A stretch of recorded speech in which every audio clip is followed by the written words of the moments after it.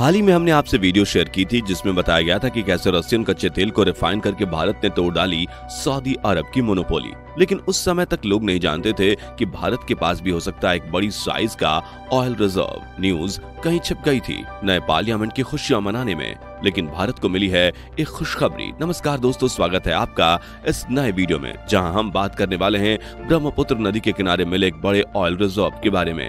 असम में ब्रह्मपुत्र नदी के किनारे मिला है 60 करोड़ टन कच्चे तेल का भंडार जो बदल सकता है भारत के ऊर्जा क्षेत्र को। ये भारत के लिए इस समय किसी खजाने रूपी आशीर्वाद से कम नहीं है, क्योंकि एक और वेस्टर्न कंट्रीज को आर्थिक मंदी का भय और दूसरी ओर भारत को मिला इतना बड़ा ऑयल रिजर्व। लेकिन इस तेल को निकालना और रिफाइन करके उसे बेचना या इस्तेमाल करना नहीं होगा भारत के लिए आसान। दरअसल दोस्तों, असम और नागालैंड के बीच सीमाओं का विवाद चल रहा है, जिसकी वजह से माहौल इतना नाजुक है कि इस तेल को निकालना तो दूर, यहाँ पर अन्य तेल के भंडारों की खोज के लिए खुदाई करना भी मुश्किल हो जा रहा है। क्या आपको पता है क्यों भारत के लिए इतने बड़े तेल के भंडार के मिलने के बाद भी फायदा उठा पाना मुश्किल है? क्या है असम और नागालैंड के बीच में चल रहे सीमा विवाद? इसे जानने के लिए वीडियो में अंत तक जरूर बने रहें। इस बात से तो भारत का बच्चा वाकिफ है कि भारत की ऊर्जा रिक्वायरमेंट्स को पूरा करने के लिए हमें सालाना भारी मात्रा में कच्चे तेल को इंपोर्ट करना पड़ता है। इसे कहते हैं भारत की ऑयल डिपेंडेंसी। इस ऑयल इंपोर्ट में भारत के अरबों रुपए हर साल खर्च होते हैं और देश की आमदनी का एक बड़ा हिस्सा सिर्फ ऑयल के कारण दूसरे देशों में चला जाता है। यही एक बड़ा कारण है भारत में खुशियां मनाई जा रही हैं जब लोगों को पता चला कि देश के कच्चे तेल के इतने बड़े भंडार के बारे में, क्योंकि भारत जल्द से जल्द ऊर्जा उत्पादन क्षेत्र में आत्मनिर्भर बनने के रास्ते पर चल रहा है ताकि अपनी ऑयल डिपेंडेंसी को खत्म कर सके और देश के पैसों को विकास के अन्य कामों में लगाया जा सके। इस काम में 4 चांद लग सकते हैं अगर देश में ही कच्चा तेल निकलने लगे। इसी कारण से भारत खोज में था बड़े ऑयल रिजर्व के। ये खोज पूरी हुई ब्रह्मपुत्र नदी के किनारे असम में। क्या आपको पता है कि असम में निकला तेल भंडार कितना बड़ा है? एक अंदाजे के मुताबिक असम के अराकन क्षेत्र में 60 करोड़ टन कच्चा तेल मिला है। अब आपको लगता होगा कि ये खुशियां मनाने का समय है, क्योंकि इतने बड़े तेल भंडार से तो भारत की तेल की भूख काफी लंबे समय तक संतोष हो जाएगी।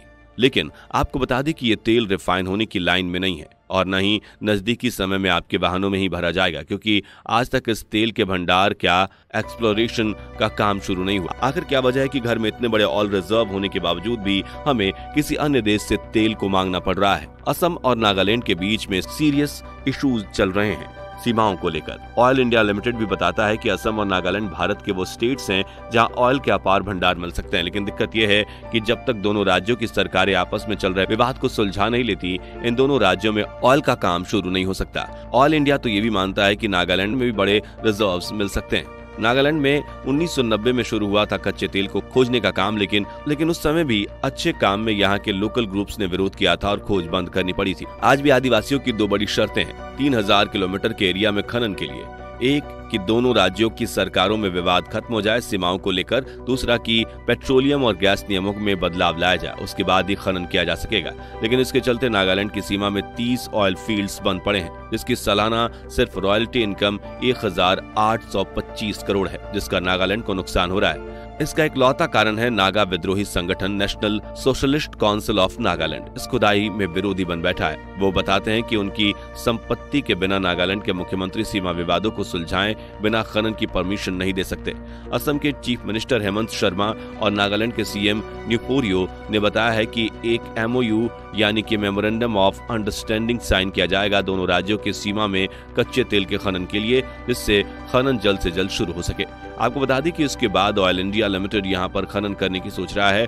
रंजीत रथ जो कि CMD हैं ऑयल इंडिया के, उन्होंने कहा है कि उत्तरी असम में 4000 स्क्वायर किलोमीटर का भूकंपीय सर्वेक्षण किया जाएगा। हालांकि नागालैंड में 3000 वर्ग किलोमीटर में तेल की खोज पूरी हो चुकी है। खबर निकल कर ये आई है कि दोनों राज्यों की सरकारें अब सालों से चल रहे सीमा विवाद को बातचीत के माध्यम से हल करना चाहती हैं। इससे उम्मीद तो यही की जा सकती है कि दोनों राज्यों के बीच विवाद का हल निकल सके और फिर उनकी जमीन के नीचे छिपा ऑयल का खजाना देश के काम आ सके। लेकिन दोस्तों, कच्चे तेल की तो बात हो गई, परंतु क्या आपको पता है कि असम और नागालैंड के बीच ये सीमा विवाद आखिर है ही क्यों? 434 किलोमीटर की इनकी सीमाएं नागालैंड असम 12,488 वर्ग किलोमीटर जमीनी एरिया की मांग कर रहा है, वो भी 1963 जब नागालैंड की एज अ स्टेट स्थापना हुई थी। 1962 में नागालैंड स्टेट एक्ट को लागू किया गया था, जिसमें नागालैंड को 1925 के हिसाब से सीमाएं दी गई थी। उस वक्त नागा पहाड़ियां और ट्वेनसोंग एरिया को नए एडमिनिस्ट्रेटिव यूनिट के रूप में इंटरग्रेट करके ऑटोनोमस एरिया डिक्लेयर कर दिया गया था, लेकिन नागालैंड इससे संतुष्ट नहीं था। उन्होंने स्टेट में नागा पहाड़ियां, उत्तरी कक्षार और नागा जिलों में नागा लोगों के डोमिनेंट एरिया भी शामिल थे।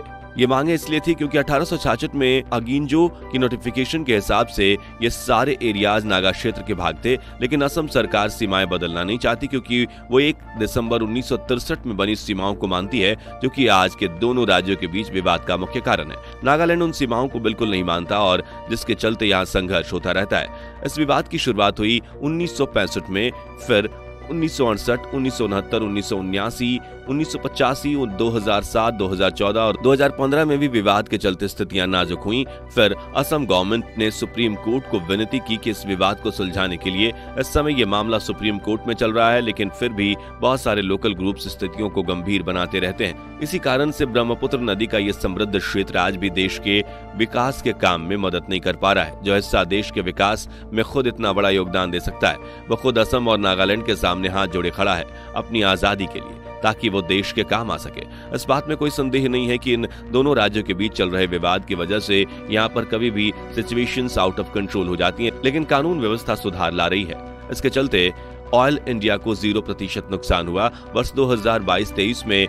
लेकिन बात यही पूरी नहीं होती है दोस्तों। सुप्रीम कोर्ट तो अपना काम अपने तरीके से करेगी, लेकिन आपको क्या लगता है, इन छोटे मोटे सीमा विवादों के चलते भारत को जो कंट्रीब्यूशन इन एरिया से मिल सकता है, उसे रोके रखना ठीक भी है? मानते हैं कि 12,488 वर्ग किलोमीटर का एरिया छोटा नहीं है, लेकिन दोनों सरकारों को जल्द ही इस विवाद का अच्छा सॉल्यूशन निकालना चाहिए, जिससे भारत को अपना इतना बड़ा ऑयल रिजर्व इस्तेमाल करने का मौका मिले और क्रूड ऑयल इंपोर्ट में हो रहा करोड़ों का खर्चा भी घटाया जा सके। आपका इसके बारे में क्या ख्याल है दोस्तों, कमेंट में जरूर बताएं। आगे ऐसे ही और नए इन्फॉर्मेटिव वीडियोस को आप मिस ना करें, इसलिए वीडियो को लाइक और चैनल को सब्सक्राइब जरूर कर दें। धन्यवाद।